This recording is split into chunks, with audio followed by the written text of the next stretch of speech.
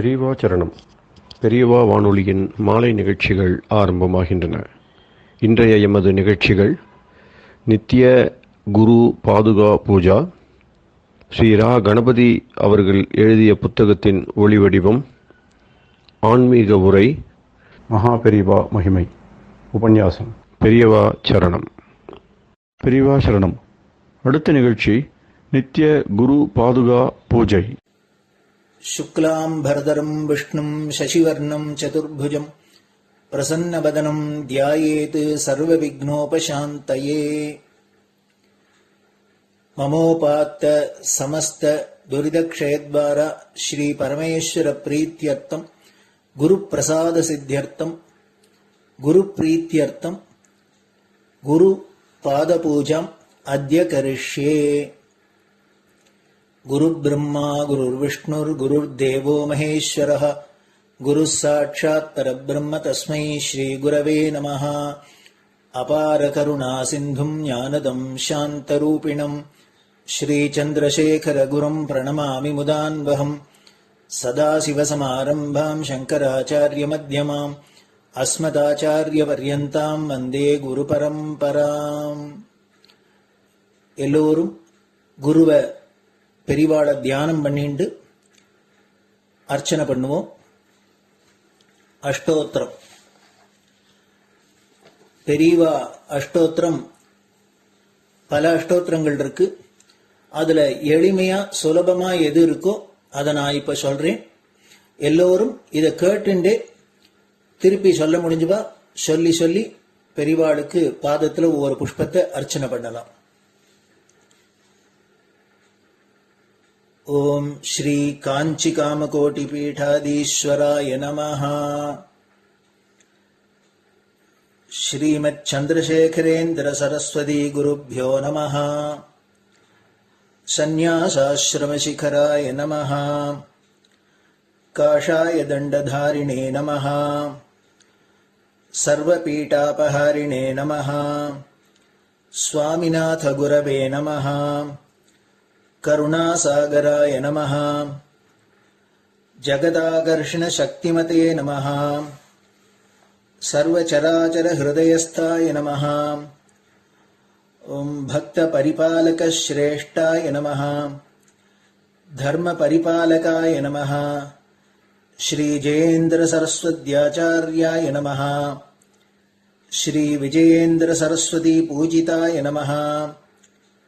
शिवशक्ति स्वरूपाय नमः. भक्ताभीष्ट प्रदायकाय नमः. ब्रह्मण्य पोषकाय नमः. ब्रह्म विष्णु शिवैक्य स्वरूपाय नमः.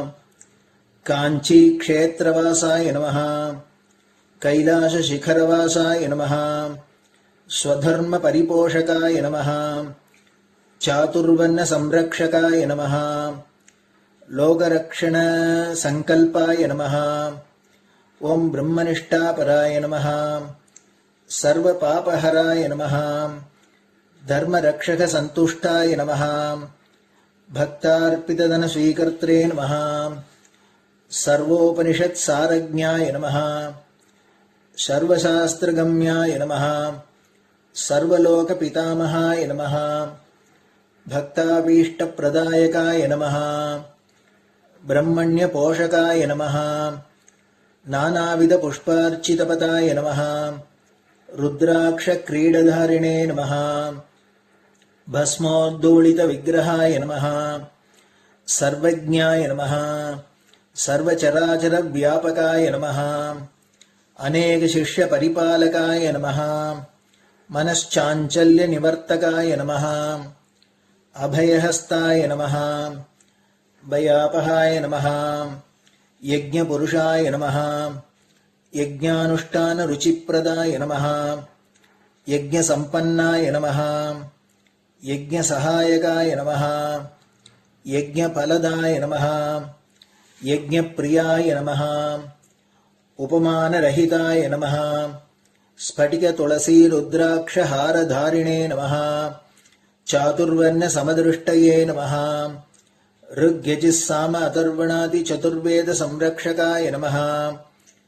दक्षिणामूर्तिस्वरूपाय नमः जाग्रत् स्वप्न सुषुप्ति अवस्थातीताय नमः कोटिसूर्यतुल्यतेजोमय शरीराय नमः साधुसङ्गसंरक्षकाय नमः अश्वगज गोपूजा निर्वर्तकाय नमः गुरुपादुकपूजातुरन्तराय नमः कनकाभिषिक्ताय नमः स्वर्णबिल्वदलपूजिताय नमः सर्वजीवमोक्षदाय नमः मूकवाक्ताननिपुणाय नमः नेत्रदीक्षादानाय नमः द्वादशलिङ्गस्थापकाय नमः गानरसप्रियाय नमः ब्रह्मज्ञानोपदेशकाय नमः सकलकलासिद्धिताय नमः चातुर्वर्ण्यपूजिताय नमः अनेकभाषासम्भाषण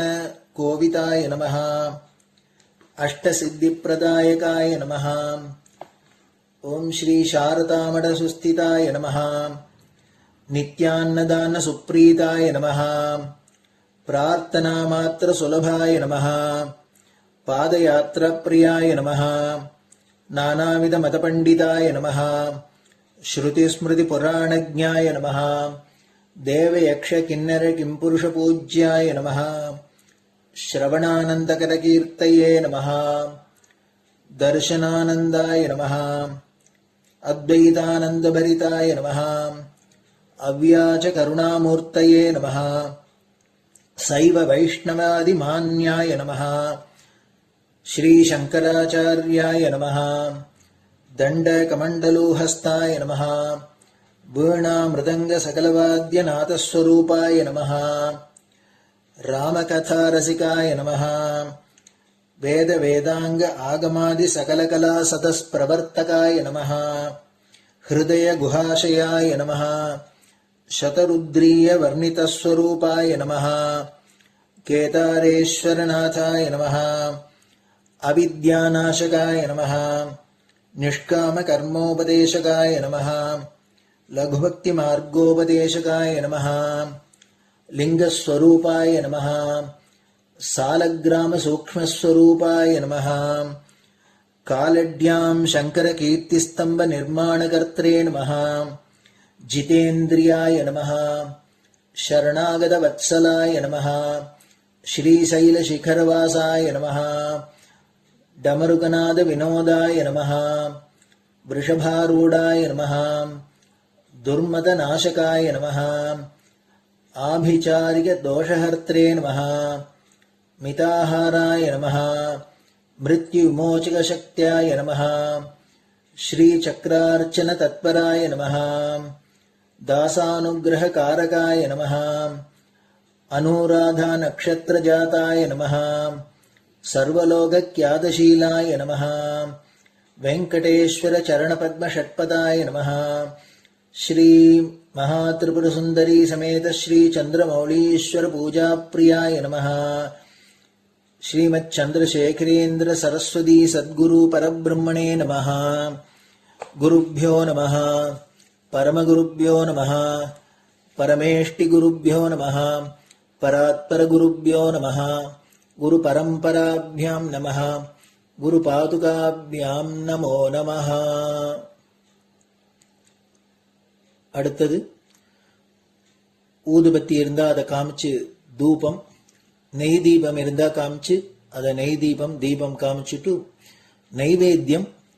நைவேத்தியம் வெத்தலைப்பாக்கு பழம் இதுலேருந்து ஆரம்பிச்சு அவளுக்கு எது சௌரியமோ அதுபடி நைவேத்தியம் பண்ணலாம்.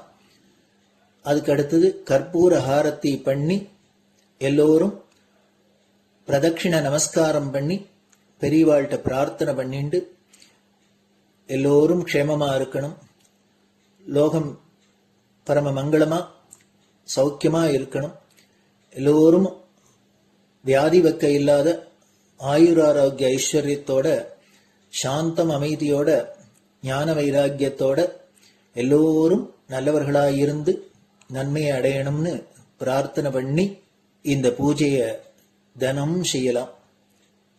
குரு பிரம்மா குருர் விஷ்ணுர் குருர் தேவோ மகேஸ்வரः குரு சாட்சாத் பரபிரம்ம தஸ்மை ஸ்ரீ குரவே நமஹ. அபார கருணா சிந்தும் ஞானதம் சாந்தரூபிணம் ஸ்ரீ சந்திரசேகர குரும் பிரணமாமி முதான்வகம். சதாசிவசமாரம்பாம் சங்கராச்சாரிய மத்யமாம் அஸ்மதாச்சாரிய பர்யந்தாம் வந்தே குரு பரம்பராம். குரு பாத பூஜை நிறைவடைஞ்சது. பெரியவா சரணம். பெரியவா சரணம். பெரியவா வானொலியில் நேயர்கள் அடுத்து கேட்க இருப்பது ஸ்ரீ ரா கணபதி அவர்கள் எழுதிய புத்தகத்தின் ஒளி வடிவம். அளிப்பவர் ஸ்ரீமதி உமா சங்கர் அவர்கள். தேனினும் இனிய சொல்லான் தீச்சுடர் மேனி கொண்டான் ஊனுயிர்க்குயிரதான ஒன்றினைக் கலந்து நின்றான் ஏனினிக் கவலை நெஞ்சே இன்றுனக் அருள் செய்தான் இஞ்ஞானவான் காமகோட்டி நாதனை நம்புவோமே. ஜெய சங்கர ஹரஹர சங்கர. மகாபெரிவாளின் உபன்யாசங்களை ரா கணபதி அண்ணா தெய்வத்தின் குரல் என்ற பெயரில் 7 பாகங்களாக தொகுத்து அளித்ததின் 7ஆம் பாகத்தின் அடுத்த பகுதி. நமோ நமகா. நமஸ்கரிப்பவனே பாக்யசாலி. மறுபக்கம் நமஸ்காரம் பண்ணுகிறானே அவனை பார்த்தால் அவன்தான் பாக்யசாலி என்று தெரிகிறது. என்ன பாக்கியம் என்றால் பாரத்தை தள்ளிவிட்டு அக்கடா என்று கிடக்கிற பாக்கியம். பெரியவர் என்று அவன் நினைக்கிற ஒருவருக்கு முன்னாடி தன்னுடைய உடம்பை தள்ளி நமஸ்கரிக்கிற போதே அவன் இவர் நம்முடைய சமாச்சாரத்தை பார்த்து கொள்வார் என்று பாரத்தையும் தள்ளிவிடுகிறான். ந மம, அதாவது என்னுடையதல்ல என்று தள்ளுவதே நமகா என்று ஆனதாக சொல்வதுண்டு. நிஜமான நமஸ்காரம் என்றால் அந்த பாவத்தில் தான் பண்ணியதாக இருக்கும். அநேகமாக ரொம்ப பேர் பண்ணும் நமஸ்காரம் அவ்வளவு நிஜமாக இல்லாமல் 100% பாஸ் மார்க் என்று முன்னே பிரித்து சொன்னேனே, அப்படி பாஸ் மார்க் நமஸ்காரமாகத்தான் இருக்கும்.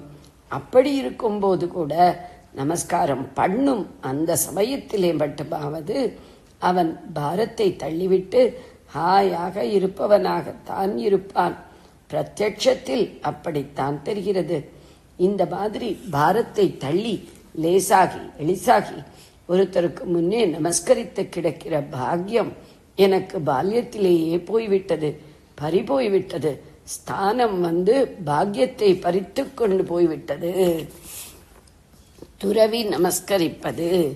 நிஜ சந்நியாசியாயிருந்தால் ஜீவன் முக்தன் என்றேனே, அப்படிப்பட்டவனாயிருந்தால் அவன் நமஸ்காரம் பண்ணுவதையும் பண்ணாததையும் பற்றி பொருட்டாகவே நினைக்க மாட்டான். இவனுக்கு பிரத்தியார் நமஸ்காரம் பண்ணுவது, இவன் தானே பிரத்தியாருக்கு நமஸ்காரம் பண்ணுவது என்கிற இரண்டையுமே ஒரு விஷயமாக நினைக்க மாட்டான். ஏனென்றால் அவனுக்குத்தான் பிரத்தியார் என்ற பேதமே தெரியாது. எல்லாம் ஒன்றேயான பிரம்மமாகவே இருக்கும். அப்படி இருக்கும்போது பிரணமேத்கம், யாரை நமஸ்காரம் பண்ணுவது? இப்படி ஆச்சாரியால் கேட்கிறார். உபதேச சாகர் ஸ்ரீ 1764. நாமாதிபியகா பரே பூம்னி ஸ்வராஜ்யே சேத் ஸ்திதோ அத்வயே பிரணமேத்கம் ததாத்மஜ்ஞோ ந காரியம் கர்மணா ததா. ஸ்லோக தாத்பரியம். இரண்டாவதாக ஒரு வஸ்து இல்லாத ஆத்மாவை தெரிந்து கொண்டு பேர் ஊர் எல்லாம் கடந்த நிஜமான அந்த ஸ்வராஜ்யத்தில் நிலை கொண்டு விட்டவனுக்கு கர்மத்தால் ஆவதென்ன? கர்மா என்கிற எல்லாமே வெளி வஸ்து குறித்து ஆனதுதானே. இவனுக்கு வெளியிலே ஆசாமியோ வேறே அச்சேதனமோ எதுவும் இல்லாத போது கர்மாவால் இவனுக்கு ஆக வேண்டியது ஒன்றுமில்லை தானே. அங்கே யாருக்கு இவன் நமஸ்காரம் பண்ண?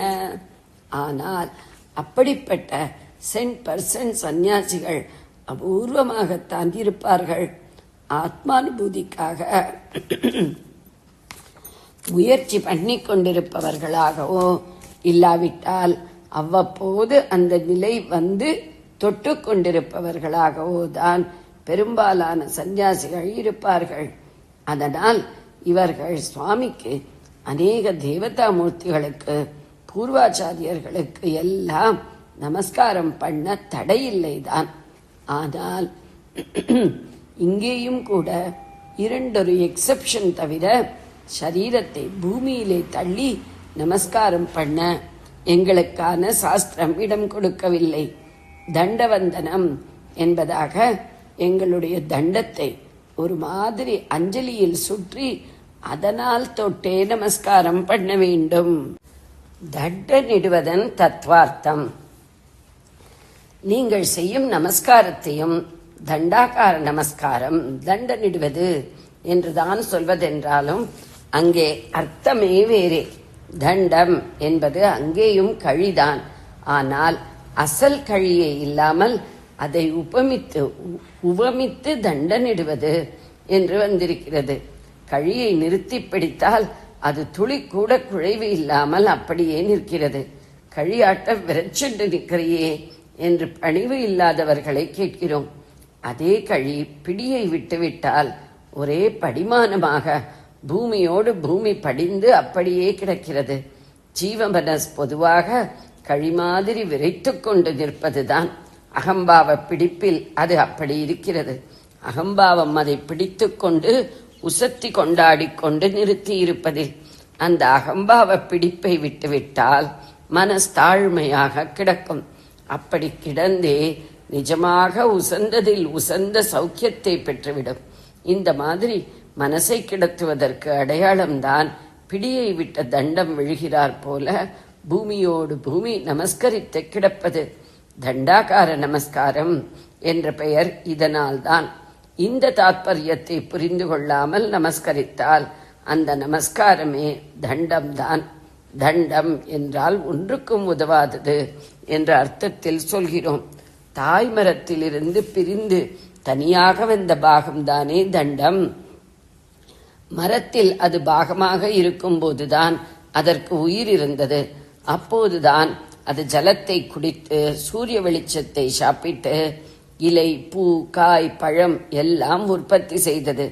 தனியாக வந்துவிட்டு உயிர் போன சவம் மாதிரிதான் காய், பூ, இலை எல்லாம் கொட்டி போய் விடுகிறது. அதனால்தான் ஒன்றுக்கும் உதவாததை தண்டம் என்பது. நாம் நாம் என்று சதாவும் போற்றி பேணி தின்று அலங்காரம் பண்ணிக்கொண்டு சரீரம் என்பதை பற்றி பெருமைப்பட்டு கொண்டிருக்கிறோமே, இதுவும் அவன் அருளால் இதற்குள் உயிர் என்று ஒன்று ஓடாவிட்டால் ஒன்றுக்கும் உதவாத தண்டம்தான். அந்த அபிப்பிராயத்தில்தான் அதை அவனுக்கு முன் அவனுடைய விபூதிகளில் சக்திகளில் எவற்றிலாவது ஒன்றிலோ பலவற்றிலோ கொஞ்சமோ நிறையவோ உள்ள பெரியவர்களுக்கு முன் கிடத்தி தண்ட நமஸ்காரம் என்று செய்வது. பொதுவாக வைஷ்ணவர்கள் நமஸ்கரிப்பது என்று சொல்லாமல் சேவிப்பது என்றே சொல்வார்கள். இன்னும் நயமாக நைச்சியமாக சொல்பவர்களானால் தண்டம் சமர்ப்பிப்பது என்பார்கள். கடிதாசி எழுதினால் நமஸ்காரம் என்று போடுவதற்கு பதில் தண்டம் சமர்ப்பிக்கிறேன் என்றே போடுவார்கள். போன தலைமுறை வரைக்கும் அப்ராமண குடிப்படைகள் கூட ஒன்று கும்பிடறேன் என்பார்கள் அல்லது சுவாமி தண்டம் என்பார்கள். தண்டம் பெட்டேதி என்று தெலுங்கு ஜனங்களும் சொல்கிறார்கள். ராமருடைய வில்லுக்கு கோதண்டம் என்றுதானே பேரிருக்கிறது. அதை வைத்து அந்த கோதண்ட பாணிக்கு தண்டமு பெட்டேதுரா என்று தியாகையர் கீர்த்தனம் கூட பாடியிருக்கிறார். சரீரம் தண்டம் என்றால் வாஸ்தவத்தில் அந்த சரீரத்துக்குள்ளே இருந்து ஆட்டிப்படைக்கிற மனசுதான் அப்படி தண்டமானது என்று அர்த்தம். சரீரம் கருவிதான். அது என்ன பண்ணும்? மனஸ்தான் அதை ஆட்டி வைக்கிறது. ஆட்டி வைக்கிற தன்னையும் பகவான் தான் ஆட்டி வைக்கிறான். அதை நல்லபடியான ஆட்டமாக்க வேண்டியவனும் அவனே. எல்லா ஆட்டத்தை நிறுத்தி சாந்தி சௌக்கியம் தரக்கூடியவனும் அவன்தான் என்கிற நினைப்பில் தண்டமாக மனசை அவனுக்கு முன் கிடத்துவதுதான் நமஸ்காரம். மனஸ் என்று அவனை விட்டு வெளி விஷயங்களிலேயே ஓடிக்கொண்டிருப்பதை அவனிடம் திருப்பி அதற்கு அடையாளமாக மன என்ற அக்ஷரங்களையும் நம என்று திருப்பி பண்ணுகிற கிரியைதான் நமஸ்காரம். தன்னுடைய கருவியான சரீரத்தை கொண்டே இதை மனஸ் செய்கிறது. சரீரத்தை தப்பு வழிகளில் ஆட்டி வைத்ததற்கு பிராயச்சித்தமாக அந்த சரீரத்தையே அவன் முன்னே தண்டம் மாதிரி விழப்பண்ணி அதற்கு புண்ணியம் சேர்த்து கொடுக்கிறது. தானும் புண்ணியம் சம்பாதித்துக் கொள்கிறது. தண்டம் என்று மட்டம் தட்டினாலும் நடக்க முடியாதவர்களுக்கு ஊன்றுகோலாக இருப்பதும் தண்டம்தானே. ஆத்ம மார்க்கத்தில் நடப்பதற்கு ஊன்றுகோல் இந்த தண்ட நமஸ்காரம் என்றும் வைத்துக் கொள்ளலாம். சிரித்து செய்கிற காரியமோ கீழே விழுந்து அசையாமல் கிடப்பது. ஆனால் அதுவே ஆத்ம மார்க்கத்தில் நடப்பதற்கு கைத்தடி தண்டம். ஏதோ ஒரு தினசில் மனசை தண்டமாக்கி அவனுக்கு சமர்ப்பிப்பதே தாத்பரியம். ஜுவரம் வந்து சரீரத்திலே சக்தி க்ஷீணமானால் நடக்க முடியாமல் விழுந்து விடுகிறோமோ இல்லையோ, அந்த சக்தி எங்கே இருந்து வந்தது? அந்த ஈஸ்வரன் ஒருத்தன் போட்ட பிச்சைதானே.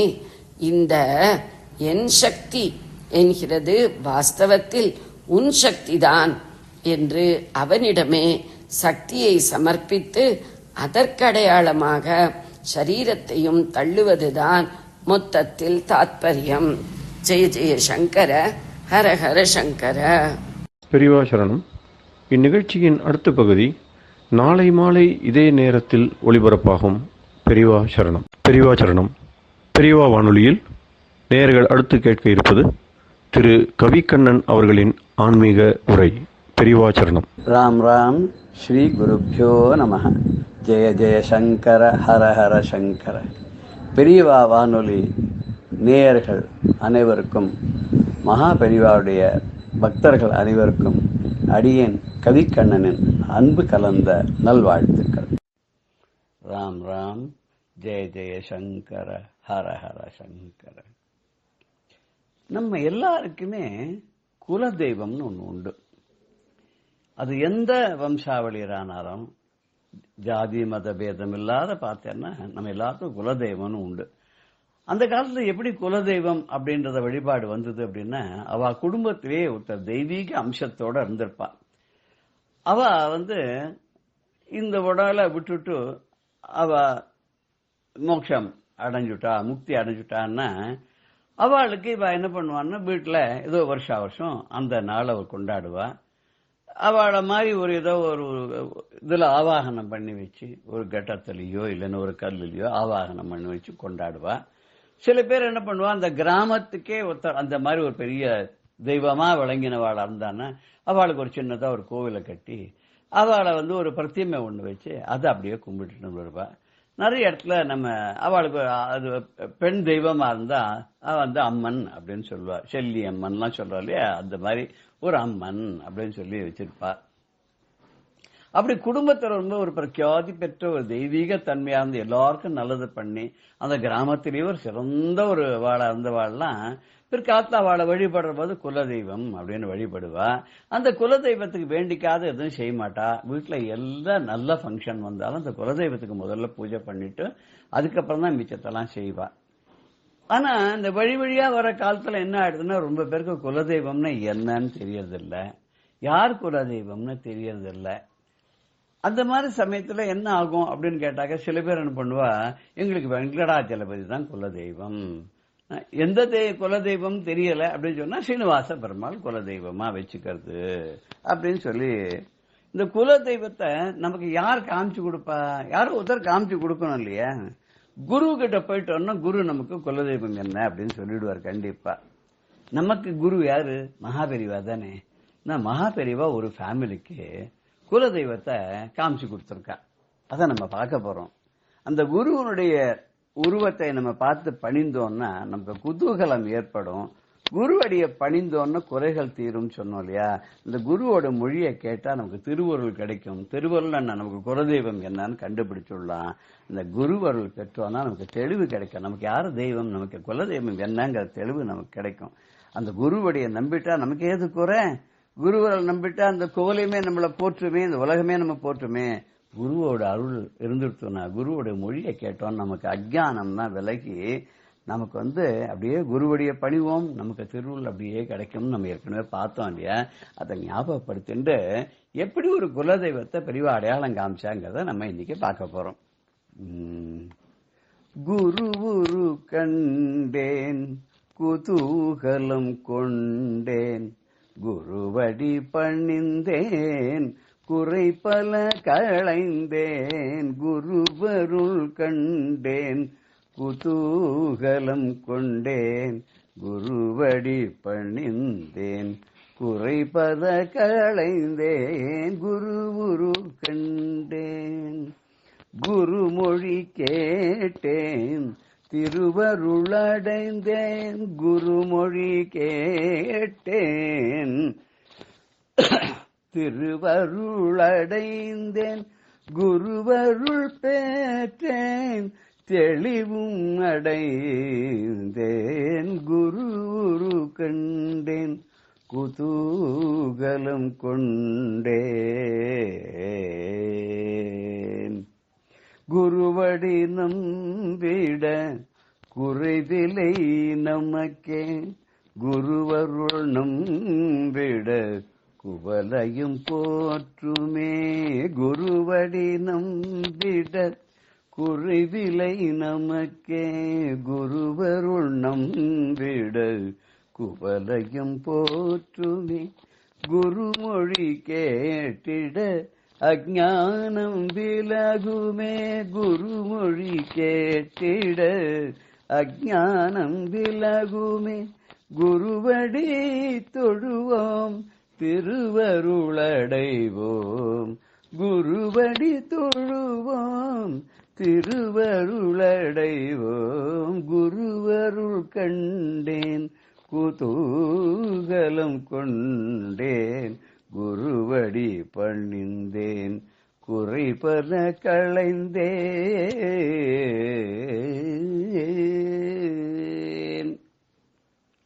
ஒரு சமயத்துல பட்டுக்கோட்டையிலிருந்து ஒரு அன்பர் அவர் நேர பெரியவாளை பார்க்கறதுக்கு போனார். போயிட்டு பெரியவா கிட்ட பலபலன்னு கண்ணீர் விட்டு கதறி சொல்றார், ஒரு புதுசா ஒரு கார் வாங்கினேன் பெரியவா, அது என்னவோ தெரியும், இந்த கார் வாங்கி 15 நாள் தான் ஆறுது, அந்த 15 நாளைக்குள்ள 10 ஆக்சிடென்ட் ஆயிடுச்சு, என்னவோ எனக்கு என்ன பண்றதுன்னே தெரியல. கார் நல்ல காரு, அதை வாங்கி கொடுத்த மேனுஃபேக்சர் பண்ணி கொடுத்துற கம்பெனி நல்ல பெரிய கம்பெனி, வசதியான கார் தான், அந்த வண்டி ஓட்டின்னு போற எல்லாருமே நல்ல விஷயம் தெரிஞ்சவா, கை தேர்ந்தவா தான். அப்படி இருக்க கூட ஏன் இந்த மாதிரி ஆகுதுன்னு எனக்கு தெரியவே இல்லை. நான் எங்க ஜோசியரை கேட்டேன், எங்களுக்கு பழக்கமான குடும்ப ஜோசியரை கேட்டேன், இப்படி அடிக்கடி விபத்தாருது, இந்த மாதிரி சின்ன சின்ன இடைஞ்சல்கள்லாம் தினம் வந்துட்டு இருக்கு, இந்த கார் என்ன இது ஒரு நமக்கு அஜ்ஞானமா எனக்கு அப்படி தோன்றது, இந்த கார் அதிர்ஷ்டம் இல்லாத காரோன்னு சொல்லிட்டு இந்த காரை கொடுத்துடலாமா அப்படின்னு சொல்லி அவ சொன்னா, அதெல்லாம் ஒண்ணும் இல்ல, சில பரிகாரம்லாம் பண்ணா சரியா போயிடும்னா. நானும் அவர் சொன்ன பரிகாரம் எல்லாம் பண்ணி பார்த்துட்டேன், எனக்கு ஒன்றும் சரியாவே வரல. நான் என்ன பண்ணணும் பெரியவா, இந்த காரை கொடுத்து விடணுமா, இதை வச்சுக்கணுமா, பார்த்து பார்த்து தேடி 2 வருஷம் காத்து வந்து இந்த காரை நான் அலாட்மெண்ட்ல வாங்கியிருக்கேன். பெரியவா அப்படி பார்த்துட்டு சொன்னா, உங்க ஊருக்கு பக்கத்துல கன்னியாகுறிச்சி அப்படின்னு ஒரு கிராமம் இருக்க அப்படின்னு கேட்டா. ஆமா பெரியவா இருக்கே. அந்த கன்னியாகுறிச்சி கிராமத்துல ஒரு அம்பாள் கோயில் இருக்கணுமே. இருக்கு பெரியவா, இருக்கே அப்படின்னா. அந்த அம்பாளுக்கு மகாமாயான்னு பேரோ? ஆமா ஆமா பெரியவா, மகாமாயான்னு பேர் தான் அம்பாளுக்கு. சரிதானே அப்படின்னு. நீ என்ன பண்ற, அந்த அம்பாளுக்கு ஒரு அபிஷேகத்துக்கு பணம் அனுப்பு. அம்பாளுக்கு அபிஷேகத்துக்கு பணம் அனுப்பிச்சு விட்டு உடனே என்ன பண்ற, உன்னோட கார் இருக்கு இல்லையா, அந்த கார்ல முன்னாடி கிளாஸ் இருக்கும், பின்னாடியும் கிளாஸ் வச்சிருப்ப இல்லையா, அதுக்கு என்ன பேரோ சொல்லுவியே, என்ன சொல்லுவதுக்கு, விண்ட்ஷீல்ட் கிளாஸ். அந்த கிளாஸ்ல ஃப்ரண்ட் கிளாஸ்லயும் பேக் கிளாஸ்லயும் கன்னியாகுறிச்சி அம்மன் துணை அப்படின்னு எழுதிவிடும். பெயிண்ட் வச்சு அந்த வாட்டர் சொன்ன எழுதி கொடுக்குறாள். இதுக்குன்னு எழுதுறவாள்லாம் இருக்கா இல்லையா, அவளை விட இந்த கார்ல கன்னியாகுமரி அம்மன் துணை அப்படின்னு சொல்லி கார்ல முன்புறம் எழுதிடுனார். இது கேட்ட உடனே அந்த இவருக்கு அந்த பக்தருக்கு என்ன சொல்றதுன்னு தெரியல. பெரியவா, இந்த அம்பாள் பேரை நான் கேள்விப்பட்டிருக்கேன். எங்க மூதாதையர்கள்லாம் எங்க தாத்தா பாட்டி அவெல்லாம் சித்தப்பா அந்த மாதிரிலாம் இந்த அம்பாள் பேரை அடிக்கடி சொல்லுவா. எங்க இதுல ஏதாவது என்ன விசேஷம்னாலும் ஏதோ பணம் முடிஞ்சு வச்சிருந்தா அந்த அம்பாளுக்கு போய் ஏதோ செஞ்சுட்டு வருவா. நல்ல காரியம் எதுவா இருந்தாலும் அந்த அம்பாளுக்கு தான் முதல்ல போய் வழிபாடு பண்ணிட்டு வருவா. கிட்டத்தட்ட குல தெய்வமா அந்த அம்பாளை தான் வழிபட்டான்னு எனக்கு தோணுறது. நாங்க கூட அடிக்கடி போயிருக்கோம். அந்த குழந்தைக்கு முடிய இருக்கிறதுல எல்லாம் அந்த கோயில்ல தான் போய் பண்ற வழக்கம் உண்டு, எனக்கு தெரியும். ஆனா அது என்னவோ தெரியல, இடைப்பட்ட காலத்துல அது எப்படியோ விட்டு போயிடுத்து, தவறி போயிடுத்து. எங்களுக்கும் அது என்ன காரணத்தினால தடைப்பட்டு போச்சுன்னு எங்களுக்கும் புரியல.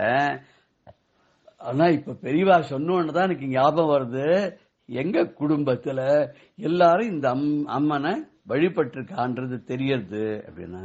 உடனே பெரியவா சொன்னபடியே மறுபடியும் என்ன பண்ணாருன்னா, நேர அந்த கோயிலுக்கு போய் நேரையே போய் நான் அபிஷேகம் பண்ணிட்டு வரேன்னு சொல்லி நேர போய் அந்த அம்பாளுக்கு அபிஷேகம் பண்ணிட்டு, இவருடைய வண்டியிலையும் கன்னியாகுறிச்சி அம்மன் துணை அப்படின்னு எழுதிட்டு, மிச்சப்படி பழையபடி அந்த அம்பாளையே தன்னுடைய குலதெய்வமாக மேற்கொண்டு அன்றாடம் என்ன செஞ்சாலும் அந்த அம்பாளை வழிபட்டு, அந்த அம்பாளுக்கு பூ சாத்தி, ஒரு நாள் கிழமைன்னு அந்த அம்பாளை வழிபட்டு, என்ன விசேஷமா இருந்தாலும் அந்த அம்பாளுக்காக தனியா ஒரு பூஜை ஒண்ணு ஆத்துல பண்ணிட்டு, குலதெய்வ பூஜைன்னு பண்ணிட்டு, எப்பெல்லாம் முடியுமோ அப்பெல்லாம் அந்த கோவிலுக்கு போய் அங்க வழிபாடு பண்ணி அந்த குலதெய்வ வழிபாட்டை மறுபடியும் தொடங்கின அப்புறம் சுபிக்ஷத்துக்கு கேட்கணுமோ. அந்த காரும் நல்லபடியா இருந்தது. பெரியவா சொன்ன மாதிரி கன்னியாகுறிச்சி அம்மன் துணைன்னு அவள் எழுதிட்டா. அதுக்கப்புறம் வண்டிக்கு எந்த சேதமும் ஏற்படல, எந்த விபத்தும் ஏற்படல. இந்த கருணைமா முகில் அவளுக்கு அவளுடைய குலதெய்வத்தை அடையாளம் காமிச்சு, இனிமே குலதெய்வத்தை வழிபட்டுட்டு தான் மற்ற தெய்வங்களுக்கு நீ என்ன செஞ்சாலும் பலிக்கும். குலதெய்வத்தை நிராகரிச்சுட்டு மற்ற தெய்வங்களுக்கு நீ என்ன பண்ணாலும், பெத்த அம்மா அப்பாவை உதாசீனம் பண்ணி தள்ளிட்டு எதிர்த்தாத் மாமா மாமிக்கு சேவை பண்றதுனால எந்த பிரயோஜனமும் கிடையாது. அதனால குலதெய்வ வழிபாடு எல்லாருக்கும் ரொம்ப ரொம்ப முக்கியம். குலதெய்வத்தை எல்லாரும் வழிபடணும். தெரியலன்னு தெரிஞ்சுட்டு அந்த தெய்வத்துக்கு எல்லாம் செய்யணும்னு பெரியவா சொன்னாலாம். எப்பேற்பட்ட ஒரு அறிவுரை, எப்பேற்பட்ட கருணாமூர்த்தியான அவருடைய கருணா கட்டாட்சமும் அவருடைய அருளறையும் எப்படி இவாளுக்கு குலதெய்வத்தை அவளுக்கு அடையாளம் காமிச்சு அந்த வழிபாடு பண்றதுக்கு உண்டான மறுபடியும் அந்த திருப்பி தொடங்குவதற்கான அருளை பொழிஞ்சார் இல்லையா. அப்பேற்பட்ட கருணை தெய்வமானது, அந்த கலியுகத்துல நடமாடும் தெய்வமான நம்ம பெரியவா நம்ம எல்லாரையும் இப்படிதான், எல்லாரையும் ஒருத்தருக்கும் ஒரு விதமா அவர் அறிவுரை கூறி ரட்சிச்சுட்டு இருக்கார். நாமளும் அவருடைய சொற்பட்டு கேட்டு நடப்போமாக. ஜெய ஜெய சங்கர ஹர ஹர சங்கர. ஸ்ரீ குருபியோ நமஹ. ராம் ராம். பெரியவா சரணம். இந்நிகழ்ச்சியின் அடுத்த பகுதி நாளை மாலை இதே நேரத்தில் ஒளிபரப்பாகும். பெரியவா சரணம். பெரியவா சரணம். அடுத்த நிகழ்ச்சி மகா பெரியவா மகிமை உபன்யாசம். வழங்குபவர் பிரம்மஸ்ரீ கணேச சர்மா அவர்கள். சாஸ்திரம் ஷாரீரமீமாம்சா தேவஸ்து பரமேஸ்வரः ஆச்சார்ய சங்கராச்சார்ய சந்து மே ஜன்ம ஜன்மனி. ரொம்ப அழகான பிரார்த்தனை. எத்தனை ஜென்மா எடுத்தாலும் இந்த வைதீக மதத்தில் இருக்கிற இந்த சாரீர மீமாம்சை அப்படிங்கிற அத்வைதமே எனக்கு சாஸ்திரமாக இருக்கட்டும், பரமேஸ்வரனே எனக்கு ஈஸ்வரனா தெய்வமாக இருக்கட்டும், சங்கராச்சாரியரே எனக்கு குருவாக இருக்கட்டும் அப்படின்லாம் பிரார்த்தனை பண்ணுறது. அதே பிரார்த்தனை தான் நாமும் எத்தனை ஜென்மா எடுத்தாலும் பெரியவாளுக்கு சிஷ்யாளாகவே இருப்போம்.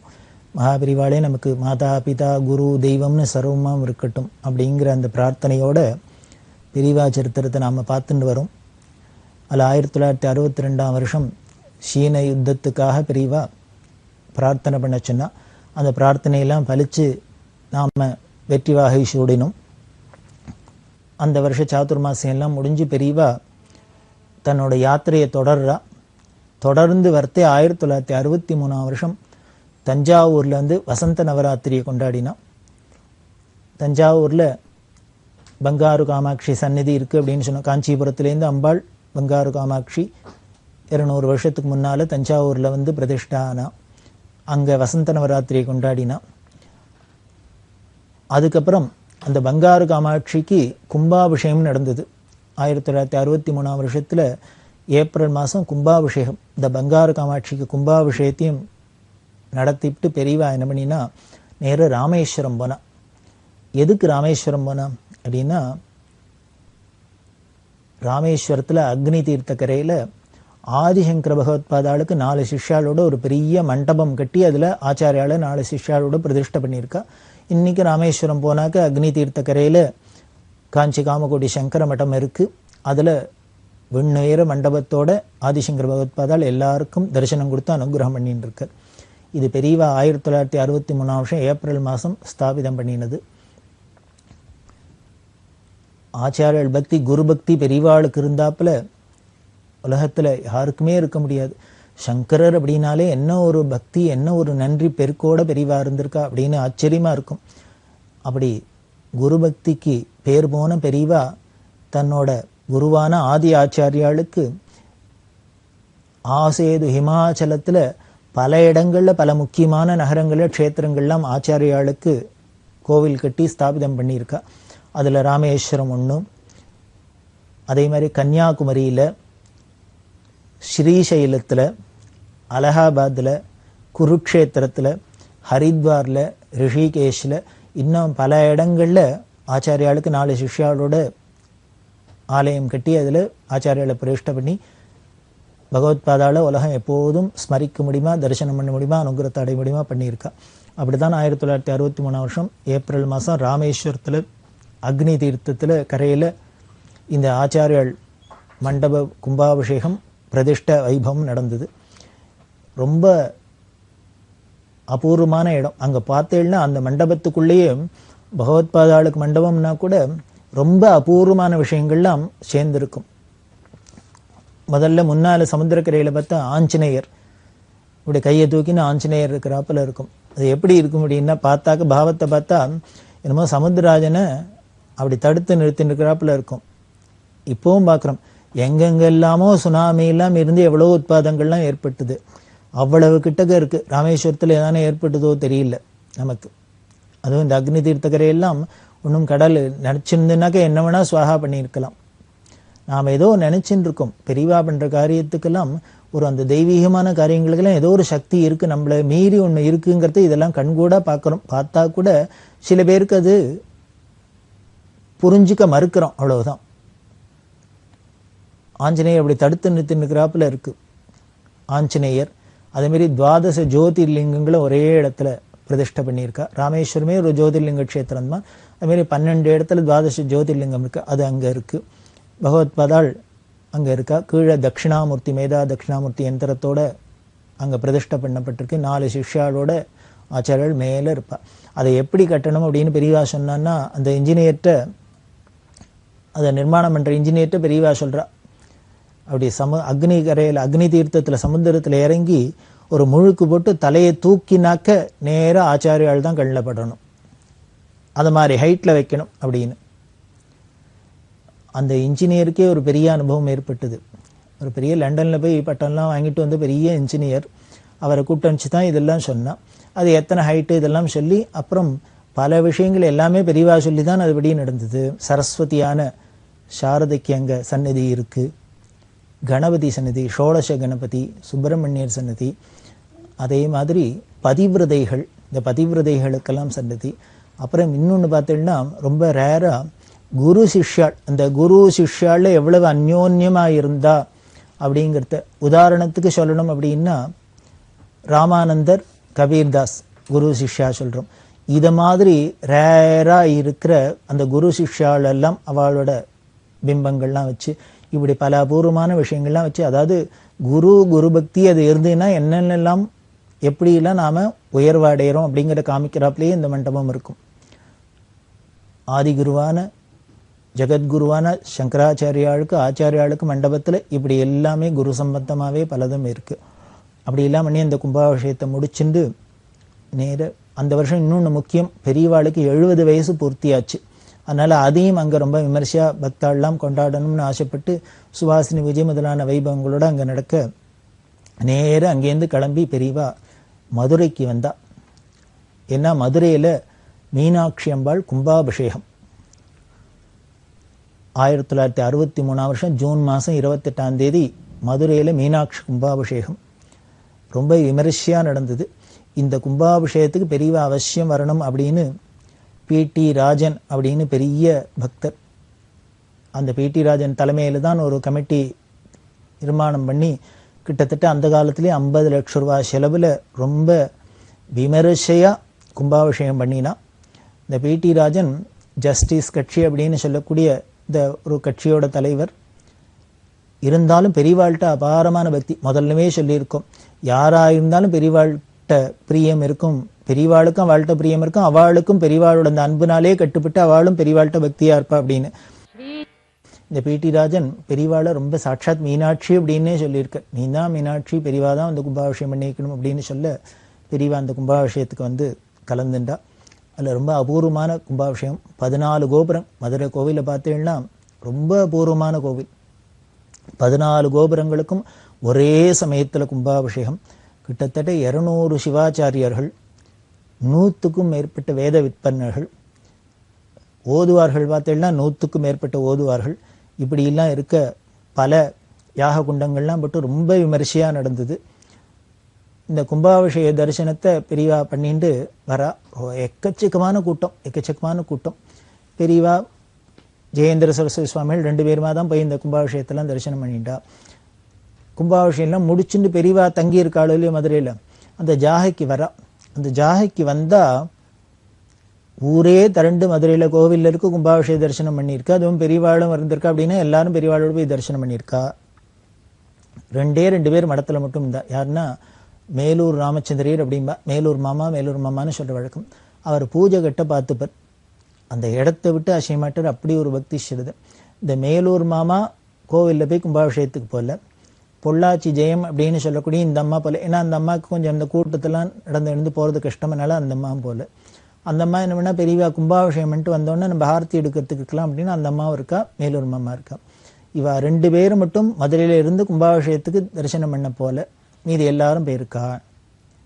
பெரியவா கும்பாபிஷேகம் முடிச்சுன்னு மடத்துக்குள்ளே வந்தாலோ இல்லையோ, இவா 2 பேரும் பார்த்துட்டு, என்ன நீங்கள் 2 பேரும் வரல கும்பாபிஷேகம் பண்ணிக்க தரிசனத்துக்கு அப்படின்னா. இல்லை அங்கே கூட்டமாக இருந்தது, அதில் எங்களுக்கு வர முடியாது, அதனால் நாங்கள் இங்கேருந்தே மனசில் ஸ்மரிச்சுன்னு விட்டோம், தியானம் பண்ணின்னு விட்டோம் அப்படின்னு. உடனே பெரியவா அதனால வேண்டாம் கவலைப்படாத அப்படின்னுட்டு, என்னை பார்த்தியோ இல்லையோ அவ்வளோதான், நான் தான் மீனாட்சி, நமஸ்காரம் பண்ணிக்கோ, என்னை பார்த்தாலே கும்பாபிஷேகம் பார்த்தாச்சு, மீனாட்சியை பார்த்தாச்சு அப்படின்னு. இவாளுக்கு ஆச்சரியமாக இருந்தது. பெரியவா அப்படிலாம் ஓப்பனாக சொல்லுவாளோ, நான் தான் ஈஸ்வரன், நான் தான் அவதாரம், நான் தான் நம்பாள், நான் தான் ஈஸ்வரன் ஏதான்னு சொல்லியிருக்காளோ அப்படின்னா, சில சமயங்களில் அந்த பக்தாளோட பக்திக்கு கட்டுப்பட்டு அவளோட அந்த பக்தியோட பக்குவத்தை பார்த்து இது மாதிரிலாமே சொல்லியிருக்கா. நீ அங்கே கும்பாபிஷேகம் தரிசனம் பண்ணலேன்னு குறையே வேண்டாம், என்னை பார்த்துட்டு இல்லையோ நான் தான் மீனாட்சி, என்னை பார்த்தாலே கும்பாபிஷேக பலன் தான் அப்படின்னு சொல்லியிருக்கா. முதல்லையே சொன்னோம், பிடி ராஜன் என்ன சொன்னேன், நீ தான் மீனாட்சி கும்பாபிஷேகம் பண்ணி உங்கள் யாலேயே பண்ணிக்கணும்னு சொன்னார், பிரார்த்தனை பண்ணான்னு பார்த்தோம். அந்த பாவம் சரிங்கிறதுக்கு இங்கே வாக்குறுதி மாதிரி அக்னாலஜ்மெண்ட் மாதிரி வருது. இது யாரோ ஒரு தரம் 2 தரம் சொல்கிறது இல்லை. வீணை நீலா அப்படின்னு ஒரு பக்தர். இந்த அம்மா ரொம்ப நன்னா வீணை வாசிப்பா. தியாகராஜ சுவாமிகளோட நேர் சிஷ்ய பரம்பரையில் வந்தவா. அந்த பரம்பரையில் வந்ததுனாலே ஒரு பெரிய பெருமை, சங்கீதத்தில் ரொம்ப பெரிய வித்வான், வீணை ரொம்ப நன்னா வாசிப்பா. இப்படி தியாகராஜ சிஷ்ய பரம்பரையா இருக்கு அப்படிங்கிறதுனாலே பெரியவா என்னம்னா பூஜை நடந்துட்டு சந்திரமௌலீஸ்வரர் சன்னதியில் அம்பாளுக்கு எப்பொழுதும் வீணாகானம் ரொம்ப முக்கியம். எப்பொழுதும் கையில் வீணையை வச்சுட்டே அம்பாள் அப்படியே இந்த வீணா நாதத்தில் மூழ்கி இருக்காளாம். யாருக்கு இந்த சங்கீதத்தில் அப்படியே மனசு நிரம்பி இருக்கோ, மூழ்கி இருக்கோ, அவளுக்கு அப்படியே பூ மாதிரி மனசாயிடும், மென்மையாயிடும். அப்படி இருந்தாலே குழந்தை மாதிரி மனசு இருக்கிறதுனாலே எல்லாத்தையும் அன்பா இருப்பா. அம்பாள் எல்லாத்தையும் அன்பா இருக்கிறதுக்கு காரணம், முக்கியமான காரணம் இந்த வீணையோட எப்பொழுதும் இருக்குது, வீணாநாதத்தோட அவள் அனுபவிச்சுட்டு இருக்கிறது தான். அதனாலே பெரியவா என்ன பண்ணா, அந்த வீணை நீலாவை எப்பொழுதும் பூஜையில் நீ வீணை வாசிச்சுன்னு, மடத்துக்கு வந்தால் வீணை வாசிச்சுட்டே இருக்கணும் அம்பாள் சன்னதியில், சந்திரமௌலீஸ்வரர் சன்னதியில் அப்படின்னு ஒரு உத்தரவு. இப்படி கைங்கரியம் பண்ணிகிட்டே இருக்கா. எப்பொழுதுமே நம்ம இது மாதிரி காரியங்கள்லாம் ரொம்ப அபூர்வமான காரியங்கள் பண்ணுறது, அதுக்கு சில விக்னங்கள்லாம் வரும், இடைஞ்சல்லாம் வரும். இது நல்லவா நிறையா பேர் இருக்கிறாப்புல 1-2 பேர் இதுக்கெல்லாம் இடைஞ்சல் பண்ணுறவாளும் இருப்பா. அதை மாதிரி யாரோ சில பேர் என்ன பண்ணியிருக்கா, பெரியவாள்கிட்ட சொல்லியிருக்கா, எப்போ பாருவா இங்கேயோ உட்காந்து வேணா வச்சுட்டுருக்கா, வீட்டுக்கு போகிறது கஷ்டமாக இருக்கும், வந்துட்டு போகிறதெல்லாம் தனியாக வந்துட்டு போகணும் அப்படின்லாம் சொன்னோன்னே பெரியவா என்ன பண்ணால், எல்லாரோட மனோபாவத்துக்கும் ஈடு கொடுக்கணும் இல்லையோ. உடனே இந்த வேண நிலாவை கூப்பிட்டு சொன்னான், இனிமேல் நீங்கள் வந்து சாயந்தர வேலையெல்லாம் வேண வாசிக்க வேண்டாம், முடிஞ்சா நீ மத்தியான வேலையில் காத்தாழ வேலைன்னு வந்து வாசிச்சுட்டு போ அப்படின்னா. அப்போ என்ன பண்ணினா பெரியவா, மத்தியான வேலையில் வா, எனக்கு வாசியே அப்படின்னா. நான் கேட்குறேன் வேண வாசி அப்படின்னா. இந்த அம்மாவுக்கு கொஞ்சம் மனசு தாபமாக இருந்து, பெரியவா தான் சொன்னால் எப்பொழுதும் அம்பாளுக்கு, சந்திரமௌலீஸ்வருக்கு, திரிபுர சுந்தரிக்கு வேணாநாதம் கேட்டுக்கணும், அங்கே வாசி சுவாமி சன்னதியில் வாசின்னு சொன்னால், இப்போ யாரோ ஏதோ என்னமோ கோள் சொல்கிறாங்கிறதுக்காக பெரியவா நம்மளை இப்போ வேண வாசிக்க வேண்டான்னு சொல்கிறா, சுவாமிக்கு கைங்கரியமாக இருக்குது அதை வேண்டான்னு சொல்கிறாளே அப்படின்னு தாபம். உடனே பெரியவா சொன்னால், ஏன் அங்கே சுவாமி சன்னதியில் வாசித்தா தானே எனக்கு வாசித்து காமிக்கப்படாதா அப்படின்னா. உடனே பெரியவா சொன்னா, நீ இத்தனை நாள் வந்துட்டு இருக்க இடத்துல, ஆனால் இன்னும் நீ என்னை புரிஞ்சிக்கலையே அப்படின்ட்டு.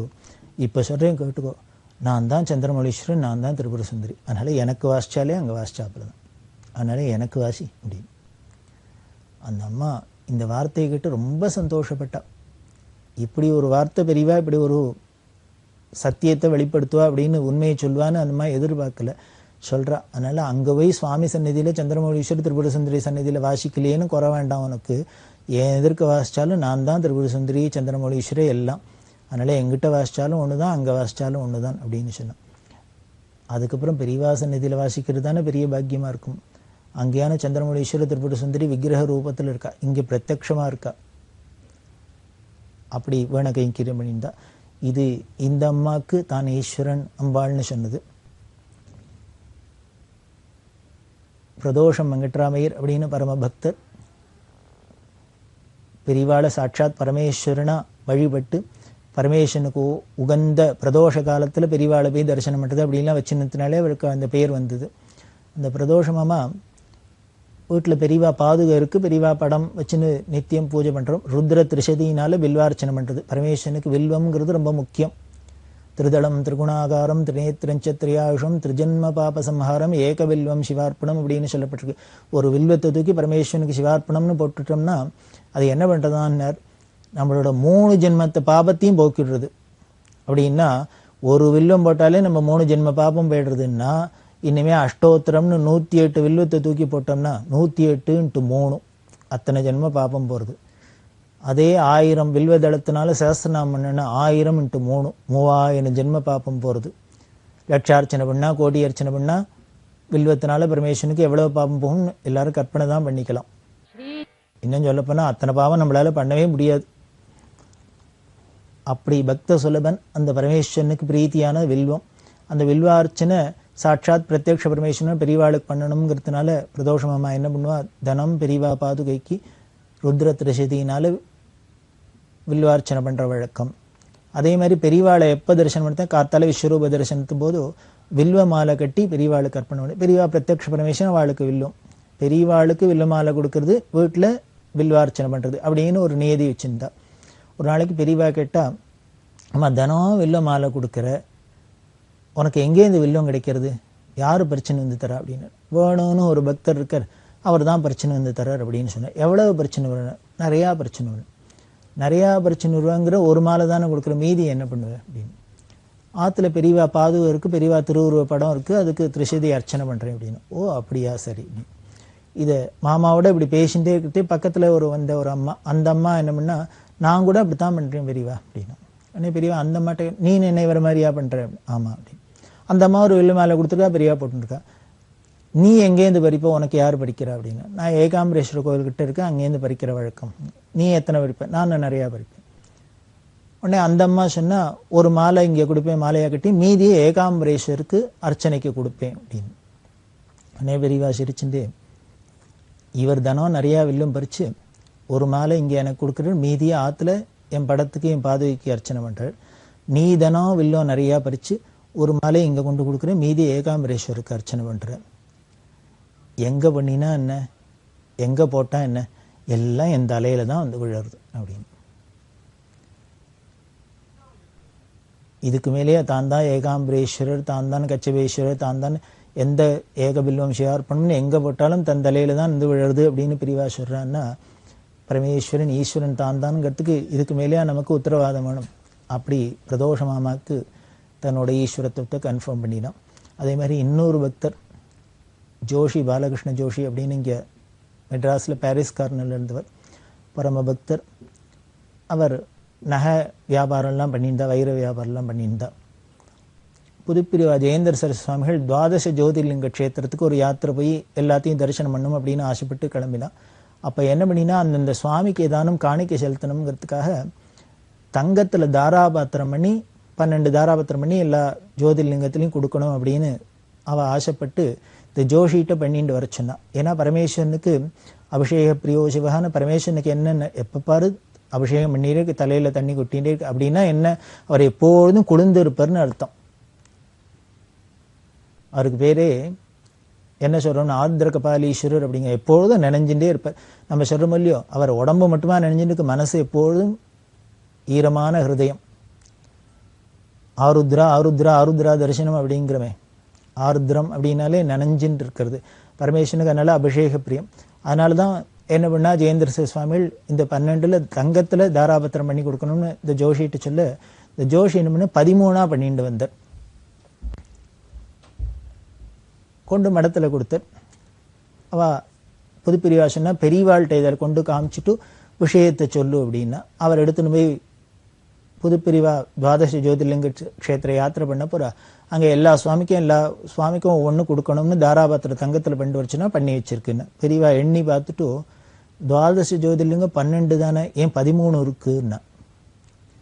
உடனே ஜோஷி சொன்னார், அது அவள் போகிற 12 ஜோதிர்லிங்கத்துக்கு இது இந்த 13 வச்சிருக்கிறது எனக்கு நான் பார்த்துட்டு இருக்கிற ஜோதிர்லிங்கம் எல்லாம் துவாதச ஜோதிர்லிங்கம் சேர்ந்தது பெரியவா தான்.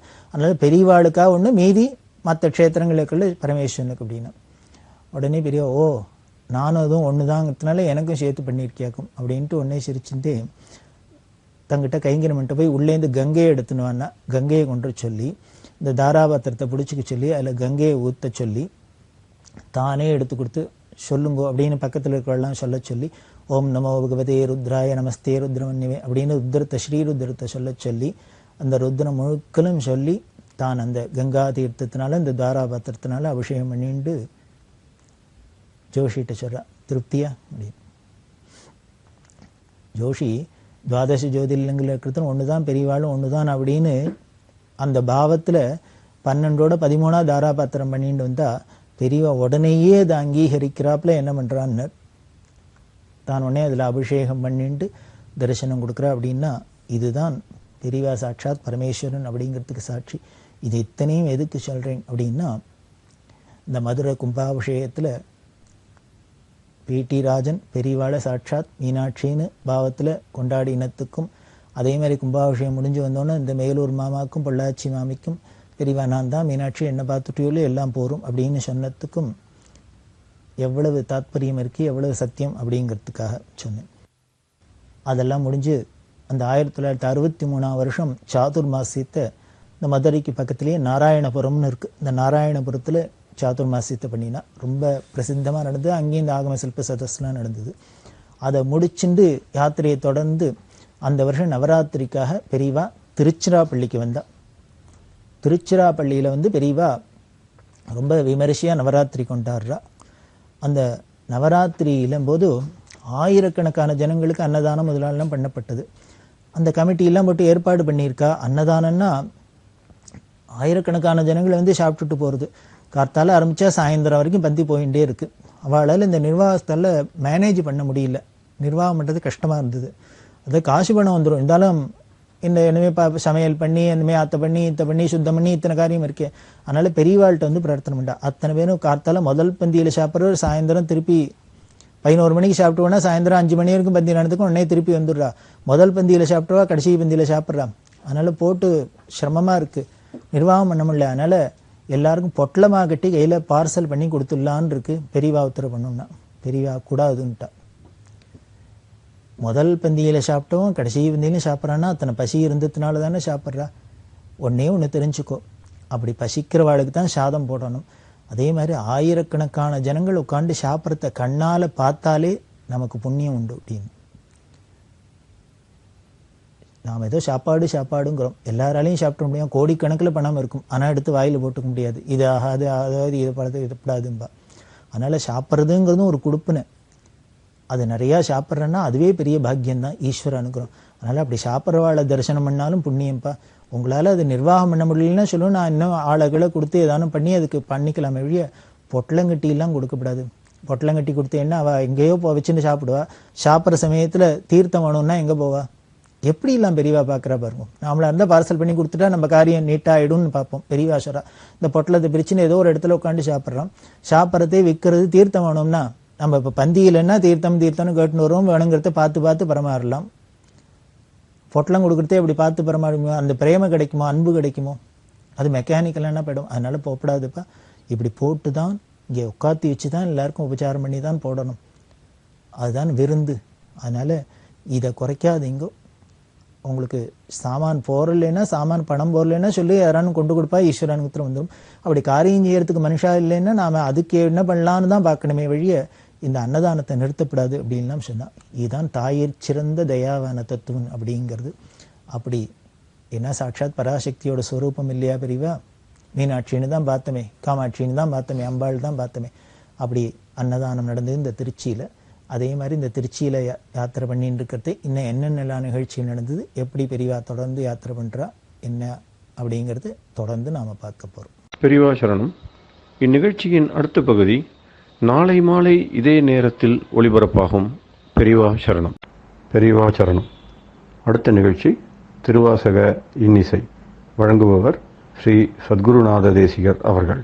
பெரியவா சரணம். திருச்சிற்றம்பலம். அதிசயப்பத்து. வைப்பு மாடு என்றும் மாணிக்கத்து ஒளி என்றும்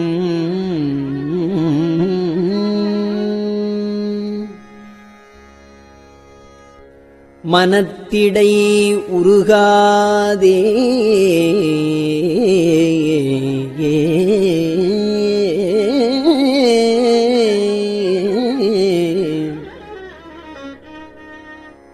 செப்பு நேர்முலை மடவரலியரு தங்கள் திறத்து இடை நைவேனை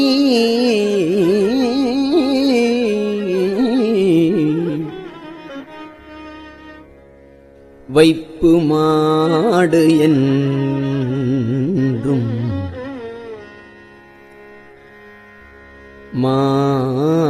மாணிக்கத்து ஒளி என்றும் மனத்திடை உருகாதே செப்பு நேர்முலை மடவரலியர் தங்கள் திறத்து இடை நைவேனை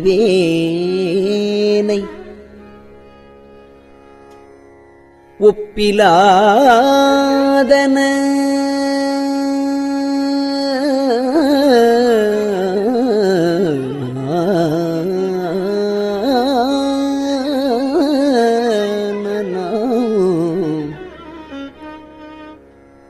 உவமனில் இறந்தன உன் மலரு திருப்பாதத்து அப்பன்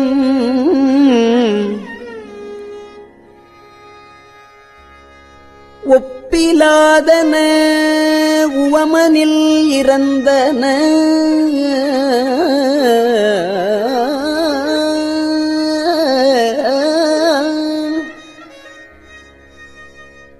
உன்மலர் திருப்பாதத்து அப்பன்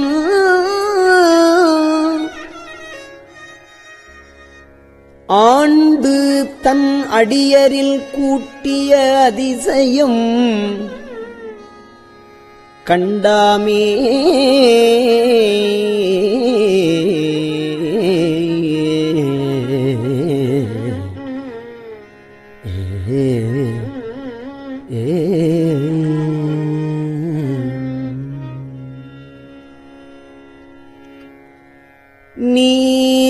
நீதியாவன யாவையும் நினைக்கிலேன்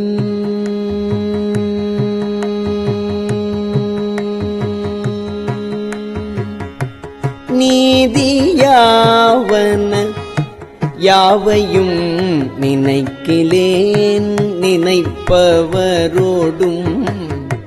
கூடேன் நீதியாவன யாவையும் நினைக்கிலேன் நினைப்பவரோடும் கூடேன் ஏதமே பிறந்து இறந்து உழல் வேந்தனை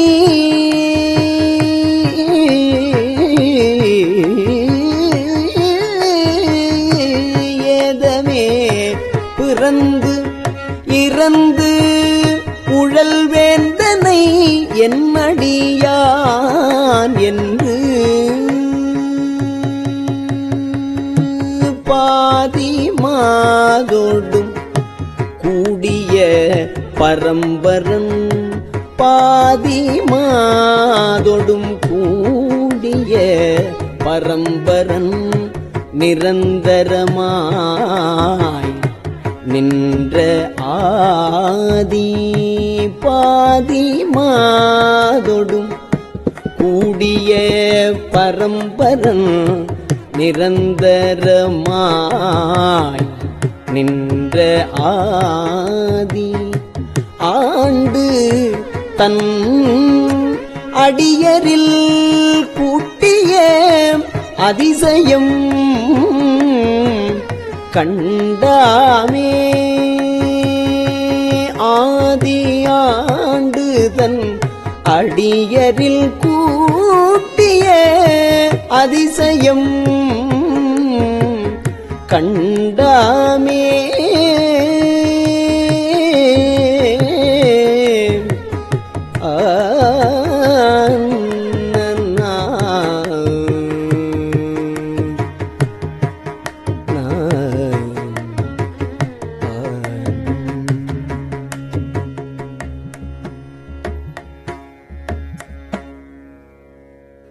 முன்னை என்னுடை வல்வினை போயிட முக்கணது உடை எந்தை தன்னை யாவரும் அறிவதற்கு அரியவன் எளியவன் அடியார்க்கு பொன்னை வென்றதோர் புரிசடை முடிதனில் பொன்னை வென்றதோர் புரிசடை முடிதனில் இளமதி அது வைத்த அன்னை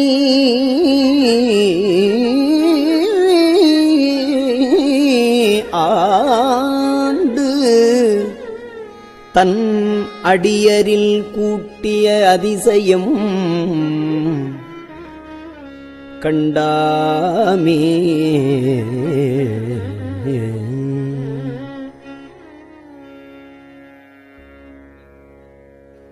பித்தன் என்று எனை உலகவர் பகருவதோர் காரணம் இது கேளீர் ஒத்து சென்று தன் திருவருள் கூடிடும் உபாயம் அது அறியாமே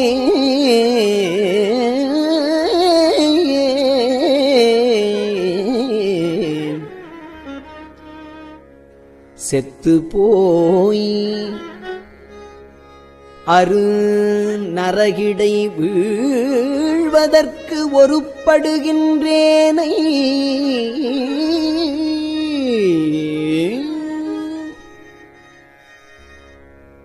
அத்தன் செத்து போய் அரு நரகிடை வீழ்வதற்கு ஒருப்படுகின்றேனை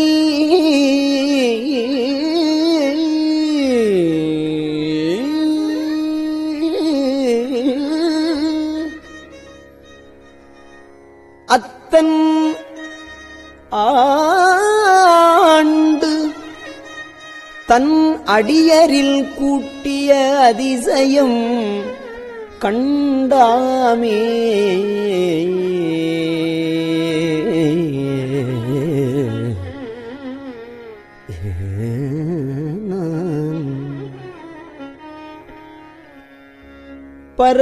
பரவுவாரவர் பாடு சென்று பரவுவாரவர் பாடு சென்று அணைகிலேன் பன்மலர் பறித்து ஏத்தேன் குறவுவார் குழலார் திறத்தே நின்று குடி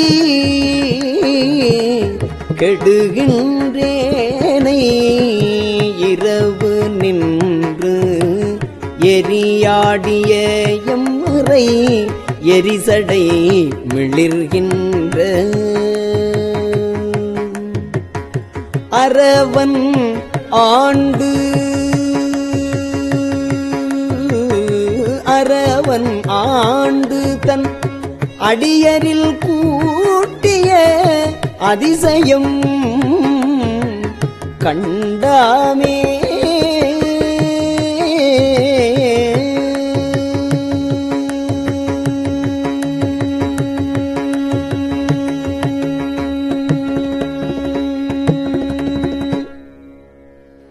எண்ணிலேன் திருநாமம்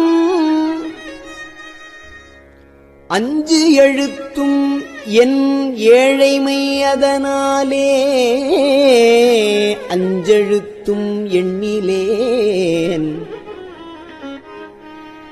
திருநாமம் அஞ்செழுத்தும்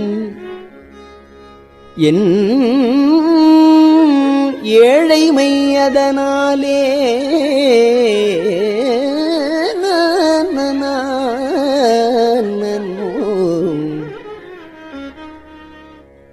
நன்னிலேன் கலைஞானிகள் தம்மொடும் நல்வினை நயவாதேன் மண்ணிலே பிறந்து இறந்து மண்ணாவதற்கு ஒருப்படுகின்றேனை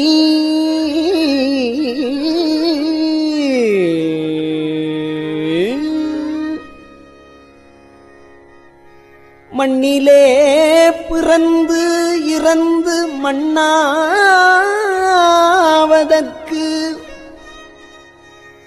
ஒருப்படுகின்றேனை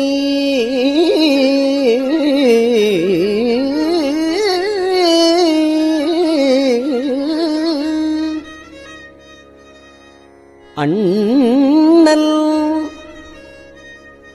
ஆண்டு தன் அடியரில் கூட்டிய அதிசயம் கண்டாமே.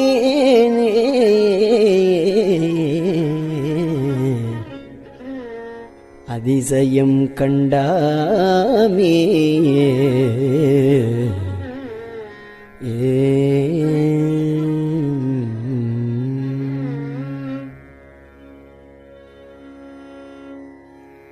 பொத்தை ஊன் சுவரு புழுப்பொதிந்து உளுத்து அசும்பு ஒழுகிய பொய்க்கூரை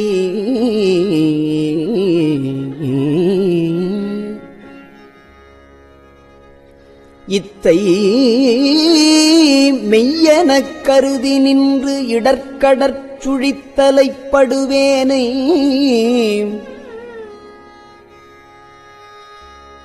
முத்து மாமணி மாணிக்க வைரத்த பவளத்தின் முழுச்சோதி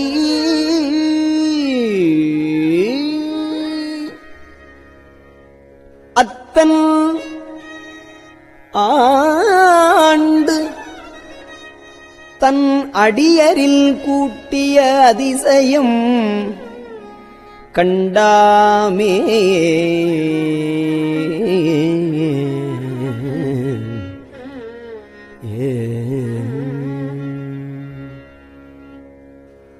நீக்கி முன் எனை தன்னொடு நிலாவகை குரம்பையில் புகப் பெய்து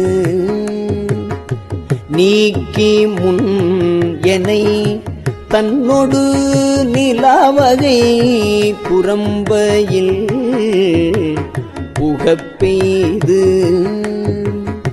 நோக்கி நுண்ணிய நொடியன சொற்செய்து நுகமின்றி விழாக்கைத்து தூக்கி முன் செய்த பொய்யற துகளறுத்து எழுதரு சுடர்ச்சோதி தூக்கி முன் செய்த பொய்யற துகளறுத்து எழுதரு சுடர்ச்சோதி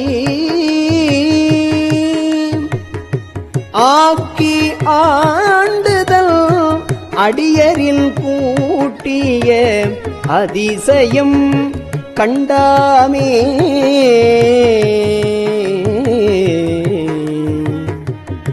அதிசயம் கண்டாமே.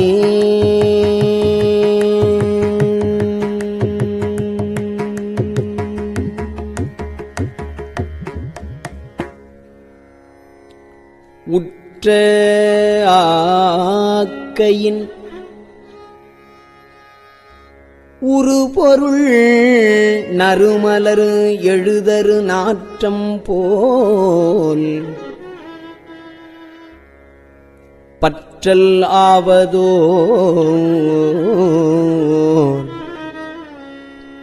நிலையிலா பரம்பொருள் அப்பொருள் பாராதே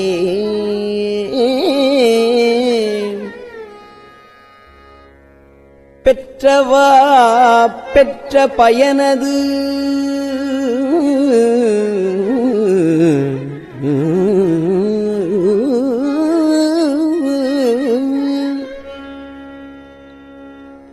பெற்றவா பெற்ற பயன் அது நுகர்ந்திடும் பித்தர் சொல் தெளியாமே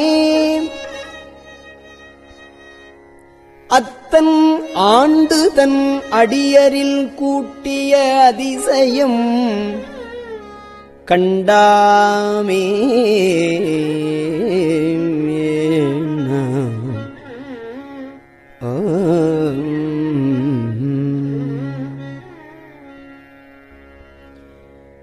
இருள் திணிந்து எழுந்து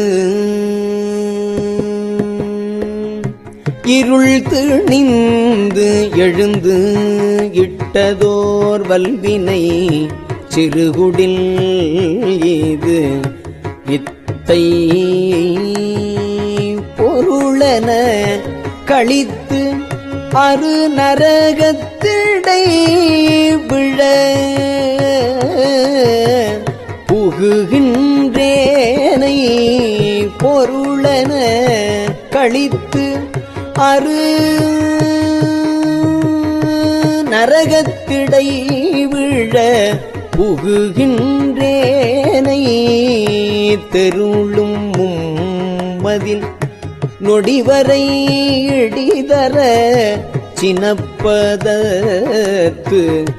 ஒடு செந்தி தெருளும் மும்மதில் நொடிவரை இடிதர சினப்பதத்தோடு செந்தி அருளும் மெய்நெறி பொய்நெறி நீக்கிய அருளும் மெய்நெறி பொய்நெறி நீக்கிய அதிசயம் கண்டாமே அருளும் மெய்நெறி பொய்நெறி நீக்கிய அதிசயம் கண்டாமே.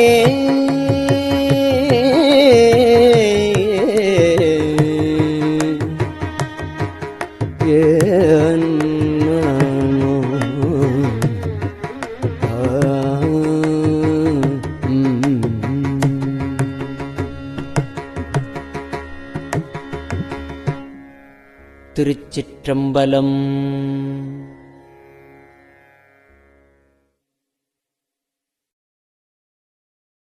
பெரியவா சரணம்.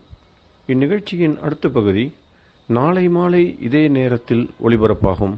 பெரியவா சரணம். பெரியவா சரணம். பெரியவா வானொலியின் இன்றைய நிகழ்ச்சிகளின் நிறைவாக திருப்பொன்னூசல் வழங்குபவர் சத்குருநாத தேசிகர் அவர்கள். பெரியவா சரணம். திருச்சிற்றம்பலம். திரு பொன்னூசல். மூன்றங்கிலங்கு நயனத்தன் மூவாத பாந்தங்கு தேவர்களும் காணாமலர் அடிகள் தேன் தங்கு தித்தித்து அமுதூரி தான் கழிந்தங்கு ஊந்தங்கு நின்றூருக்கும் உத்தர கோசமங்கை போந்தங்கு இடை மருது பாடி குலை மஞ்சை போன்றங்கு அனநடையீர் பொன்னூசலாடாமோ போன்றங்கு அனநடையீர் பொன்னூசலாடாமோ.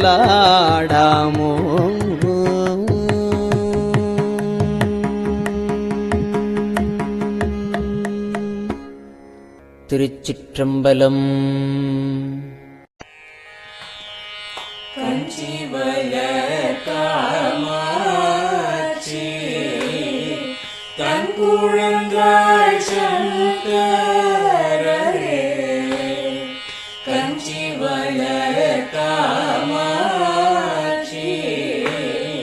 தன் குழந்தாள் சங்கரரே. குரு சந்திரசேகரரே உறங்கிடுவீர்களே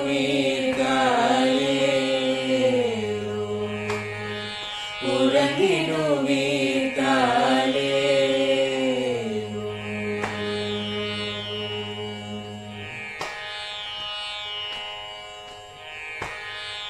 ஆதிகுரு சங்கரராய் அன்றொரு நாள் வந்தவரே. 68 ஏகபதி காலேரு ஏழுலகும் பூப்பவரே. காப்பவரே கரப்பவரே எல்லோர்க்கும் அருள்பவரே. உறங்கிடுவீர்களே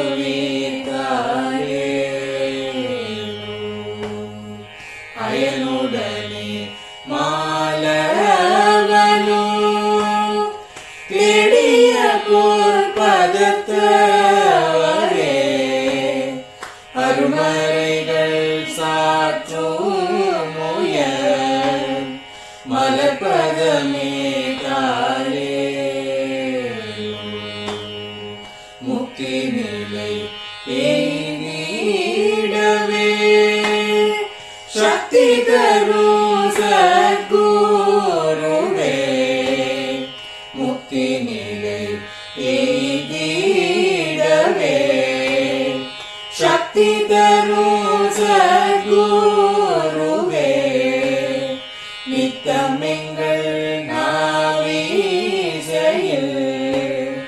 நித்திரை கொள்தாயே.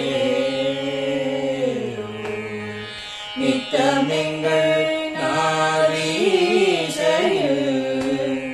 நித்திரை கொள்தாயே. நித்தமெங்கள் நாவீசையில் நித்திரை கொள்தாயே.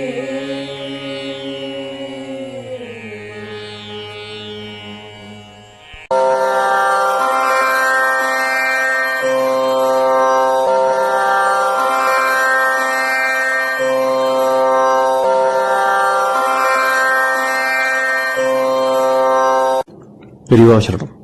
பெரியவா வானொலியின் மாலை நிகழ்ச்சிகள் இத்துடன் நிறைவடைகின்றன. எமது அடுத்த ஒளிபரப்பு நாளை காலை இந்திய நேரப்படி 6 மணிக்கு துவங்கும். பெரியவாச்சரணம்.